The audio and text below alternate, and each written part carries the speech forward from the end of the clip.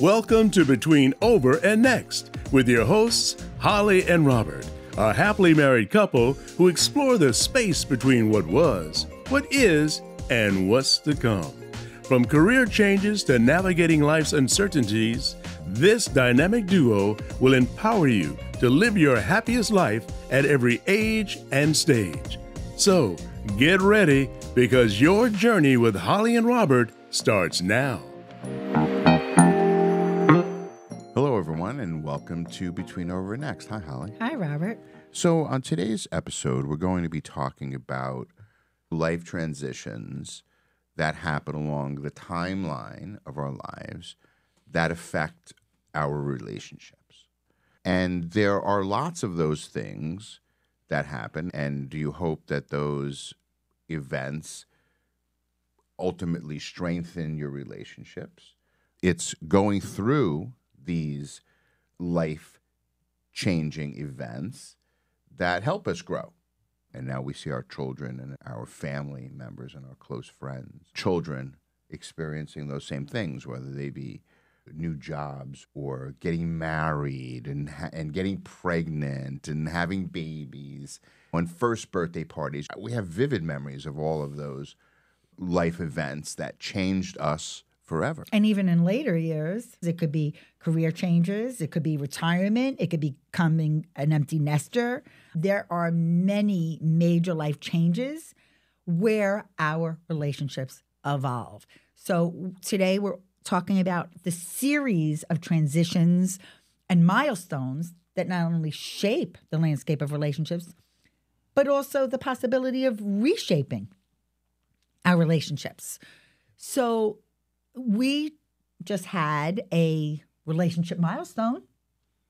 We did. We celebrated our wedding anniversary. And that marks an important stage in our relationships development. Anniversaries, meeting the family, buying a home together. So many significant events that impact our lives. And I think it's really important that we celebrate these milestones together to strengthen our relationship, our bond, that we plan for the future with mutual goals to work towards. And one of my favorite things to do is reflecting on past milestones, because that is how you can really appreciate your journey together. I agree, but that also depends on how you choose to document those milestones. I think we've gone much further than most in documenting. We have two amazing videos of our children's first year, including video that we captured of their birth from a respectful position that we could share later on, because we knew that we were recording that. That's, talk about a milestone event, right?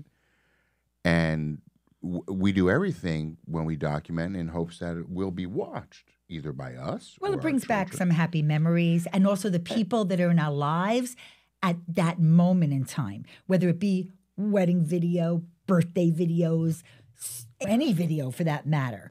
But overall today, we want to shine a light on common relationship transitions, even recognizing the impact on romance and sexual dynamics, being a sexagenarian for sure, communication strategies for navigating transitions, and prioritizing intentional connection and quality time.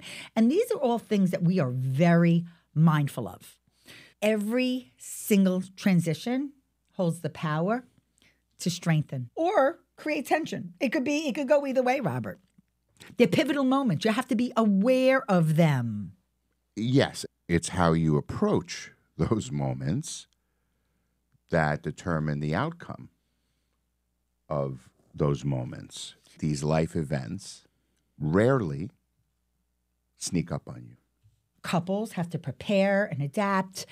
And it's really about relationships thriving, Robert. These transitions actually impact the daily routine of a couple's life. Absolutely. And you have to recognize them. So how do you deal with change? It affects our time, our emotions, our needs, our priorities, and also our intimacy. And communication, which you know I highly value, is vital in dealing with changes. We got to keep talking to each other and listening to each other and understanding each other. I think to help through change is having a strong relationship to start with. Every couple has issues. That's a given. A strong relationship is a strong relationship. So that's going to be there through the good life transitions and the more challenging life transitions.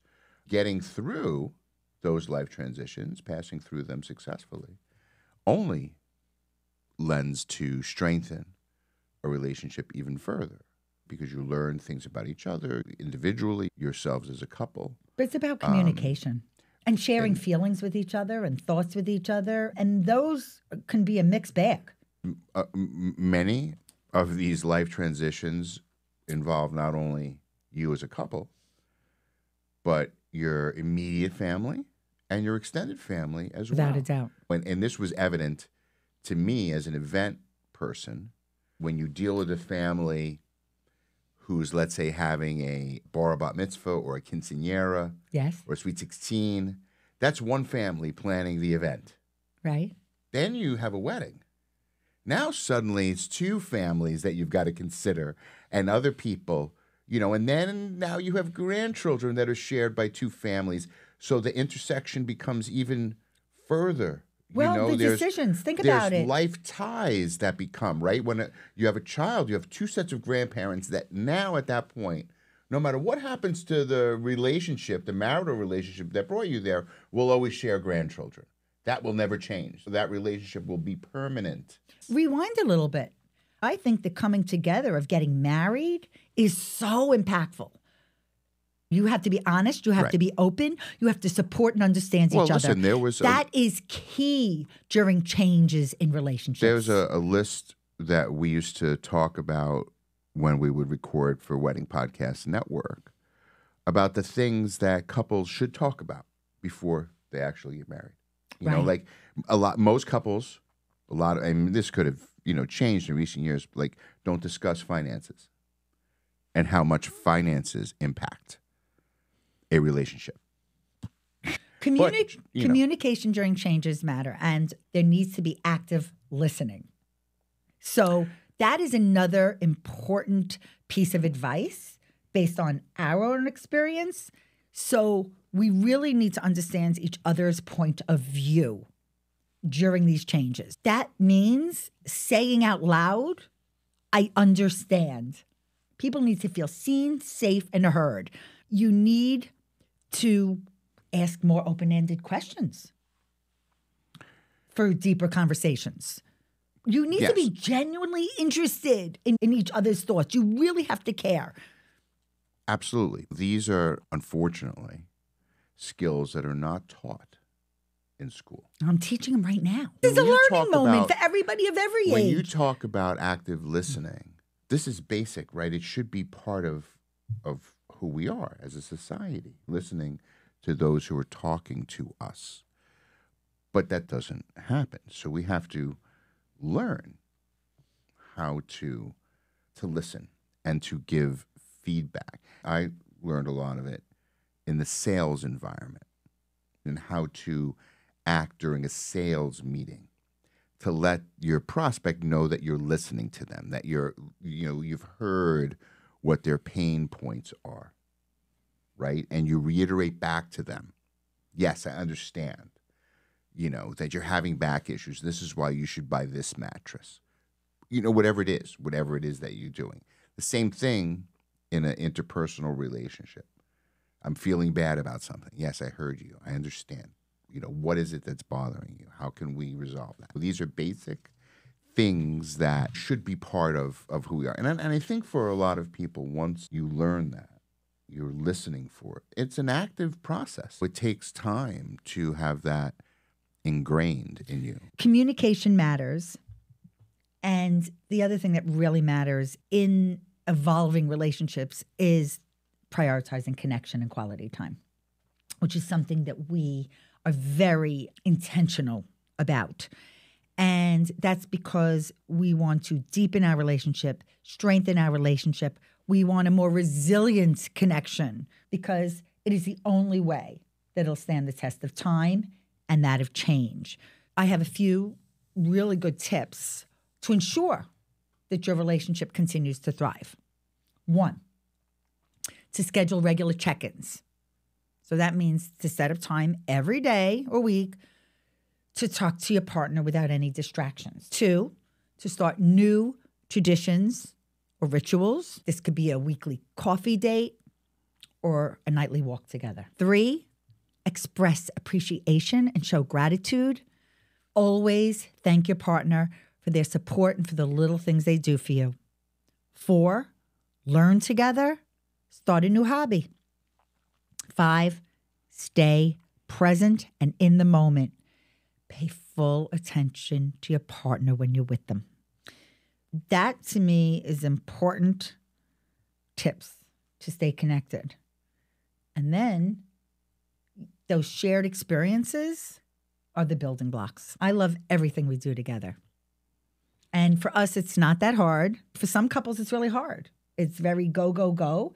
They have 2 career families and perhaps a family at home, and you really have to make the time. I love watching you cook. I love watching our TV shows together. I love planning whatever it is we want to do together. We have a very open, honest relationship. My feelings are out there 24/7. You know. Whether you like it or not. Whether you like it or not. No, we tend to be on the same schedule, right? I'm generally in the building.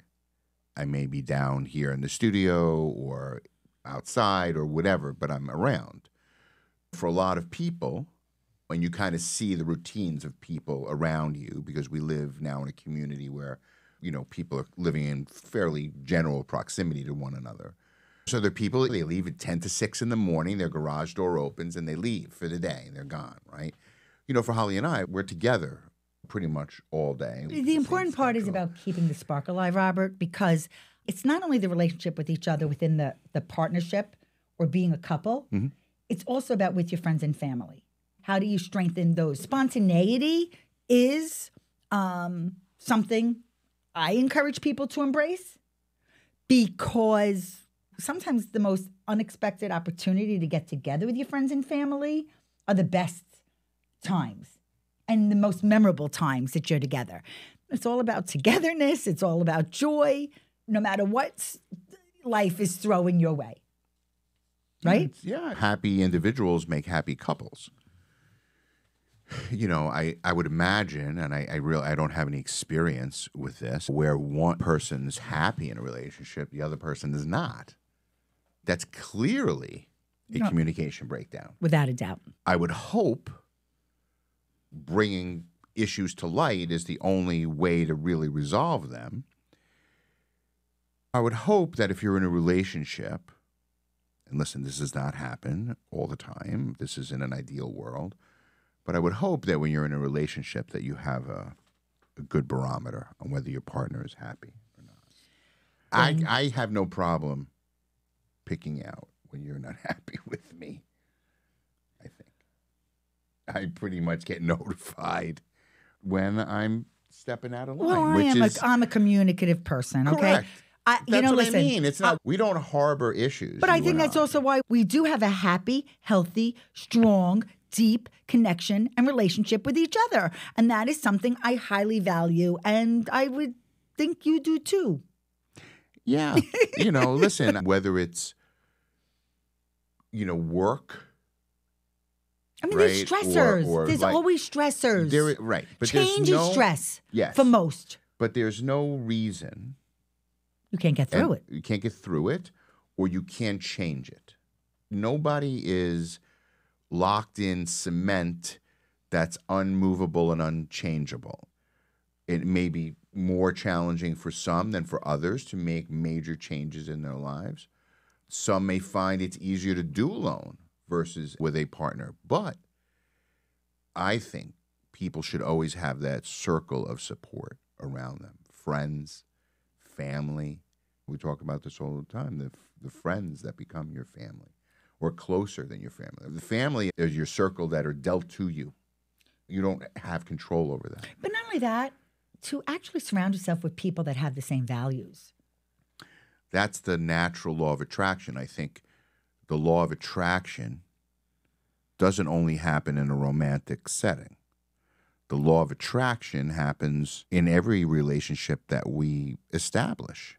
It's fun. It's fun to watch the changes that are happening in our friends' lives. We have been witnessing it all. We have witnessed new relationships and marriages with our own kids, with our daughter, with friends' kids, them moving and buying a new home, just like we bought a new home. That was change. And that's a big life change. Then having babies like our niece just did, our friend Judy, who just entered retirement, friends of ours who have had kind of a roller coaster ride in their late 50s and 60s in their career. Yeah. And that impacts what's going on with the couple, but with everyone around them, because everyone needs that support. Well, it becomes a change. That's why so many people had such a challenge during COVID in shifting their lives. That was about as drastic a change as anyone has gone through. When you talk about something that affected virtually everybody to some extent, that put a lot of stress and challenges, but it also created a bigger sense and a more real sense of resilience, right? Those who came above that individually as a couple, I think definitely made you stronger and even more resilient. I think we all learned a lot. Well, for us, again, it was a little different experience because we've been together 24/7. Most other couples, listen, some of them got deeper relationships and others probably went the other way. Right. Changes can shift priorities. And whether it is having a baby or even a promotion at work, right? Intimacy and romance is a really important part of a couple's life. And it's very often, I think, ignored or not talked about enough. I just know that couples need to work together. A lot of what we've already said about connection and communication. Importantly, you may need to redefine the meaning of romance or find new ways to show love. Because there's no question that stress of change can lead to emotional exhaustion, which very often leaves little room for sexual closeness. So, again, I can't emphasize enough. Couples need to share their feelings and have heart-to-heart talks and be more conscious of little gestures like holding hands. Hold my hand, Robert. Okay. Was that the cue you wrote down? Hold hands. Robert's Yes. hand. Yes, that was in the script, in the screenplay, and or sharing a hug. How many times do I sometimes say to you, just give me a hug, just to alleviate. Twice an hour. I wish. It's all about keeping the connection alive. We're not afraid to demonstrate that we are a connected couple. And truth of the matter is, most of the time, when we tell people that we not only were married for 30 plus years, but we work together, there's shock factor. I could never do that. I could never do that. I could never do that. Rarely are we met with, wow, that's fantastic. We do that, or I wish we could do that, So we are, without a doubt, in the minority. But for us, the universe put us together, because I do believe that, and we've talked about this in other episodes, there are no coincidences. I think we were meant to be together. I agree. I think that we determined our own path, for sure. When you came home from our honeymoon and Material Information, the magazine you were working for, you could have easily just said, grab me the classifieds, will you? And the resumes would have gone out in the mail with the cover letters, and you would have got on the bus and gone into the city and done your interviewing, and in a few weeks, more than likely, you would have had a job somewhere, and you would have been Who knows? on that hamster wheel. And who knows? You know? Who knows? But you know something? Going into the city just like everyone was doing. Like, that was what people did, and people are still doing, you know? But 10 years ago, I revisited that. Yeah, sure. No. Now, you know, Sure, not only sure. have I done some wonderful, not some, we have done so many wonderful things together, creating and connecting with others. I mean, importantly, I love being a role model and a mentor. I love inspiring others to do and be their best, and for us to be our best, apart and together. And that's our strength. But it is all about growth. It is all about growth. So seeing change as opportunities instead of problems, and to use these changes to learn more about ourselves, about each other, and to continue to talk about these things and celebrate the progress that we make. Because when I went back to consider working for someone else, for another business, I know I could have done it, but my heart was not really there. I really love the power of us. And you have to tap into that. You have to know what's best for you and your relationship. It is a mutual, collective decision. We were fortunate to come together where, while we definitely have similarities and crossover, our skill sets, I think, are clearly defined in what we do, right? We're intersecting work-wise in the right ways. But there is always going to be uncertainty. There are always going to be stumbling blocks and uncertainties. Sure. And change and transition. So importantly, you need to have an open mind, and you always have to be adaptable and flexible to deal with the change. And we are always in search of finding new ways to support each other. Yeah. You know, as we grow, as we add on to our lives, and I think this has become most evident with hollyandrobert.com, our latest brand, we're re-experiencing things now, knowing so much more than we did when we first experienced it, right? First and foremost being the podcasts. When we were working together on Wedding Podcast Network, I'm sure that there were many moments that, you know, you were watching me lie there sleeping peacefully, and you were saying to yourself, he must be out of his mind, because this, you know, what is this? How are we going to do this? What is going on, right?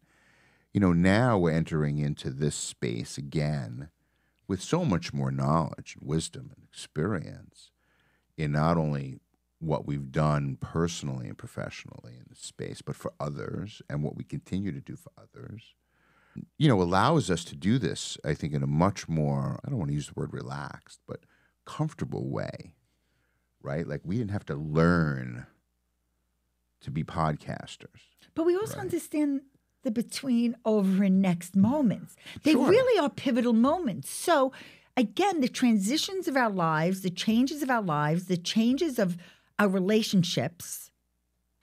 Well, I also think that realistically, in what we can give emotionally of ourselves, and it becomes more finite as we get older, I think.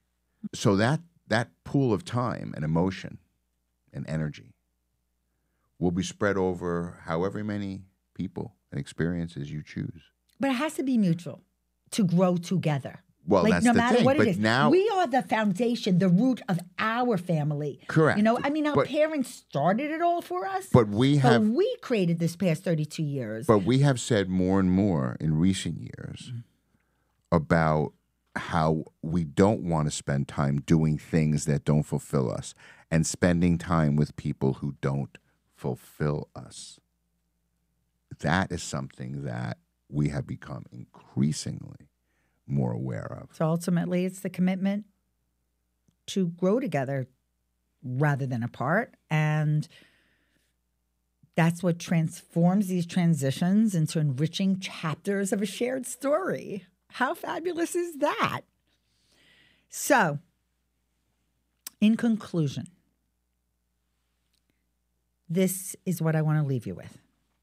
To continue to prioritize communication and emotional connection, to adapt and grow together as individuals and as a couple, and to embrace change and challenges as opportunities for growth. Be understanding and embracing relationship transitions and milestones so you can foster a strong and fulfilling partnership with your loved one. Remember, though, every relationship is unique. So we recommend you tailor anything that we shared with you today to your specific needs and circumstances. This is not a one-size-fits-all. We just know based on our success in our relationship, we just want to pay it forward because we are always here for you to up-level your relationship with yourself and with others. Right, Robert? Absolutely. Absolutely. So we hope you'll subscribe. Yeah, so... And stay updated on our latest episodes. Yes, we are available to listen to wherever you can get podcasts, whether that be on Apple iTunes or Spotify or Amazon or YouTube. And follow us, please. YouTube follow has us. Subscribe to podcasts. us because we're going to have more about growth and change and building lasting connections. Correct. So on our website, if you're listening to us there are subscribe buttons right in the post. You can search us on the internet, and you can find us very easily, Holli and Robert, between over and next. But we appreciate your listening. We appreciate you taking the time to be with us because Thank we you. want you to stress less. Thank you to those who have left reviews for us. It means more than you know, and if you haven't had the opportunity to leave a review, we would certainly appreciate that. So tune in every Tuesday for a new episode of Between Over and Next. And as always, Holli, it's fantastic to be by your side. I love you, Robert. I love you, Holli. Thanks for tuning in to Between Over and Next. We hope you enjoyed this episode and found it meaningful and insightful. If you value it to be worthwhile, please share it with your friends and family. We would really appreciate it if you could take a moment to write a review for us. Your feedback will help us continue to create content that resonates with you. And don't forget, in the show notes, you can find all the relevant links mentioned in this episode, from accessing free downloads to visiting our website and more. If you have any questions or comments, we would love to hear from you. Simply send us an email. Our email address is hello@hollyandrobert.com. We're always excited to connect with our listeners. So until next time, thank you again for joining us on Between Over and Next. Thank you for listening to Between Over and Next, the podcast that navigates the twists and turns of life with courage, laughter, and a whole lot of inspiration. Tune in every Tuesday to hang out with Holli and Robert on your favorite podcast platform. Visit hollyandrobert.com and follow them on social media to ignite your passion and fuel your dreams.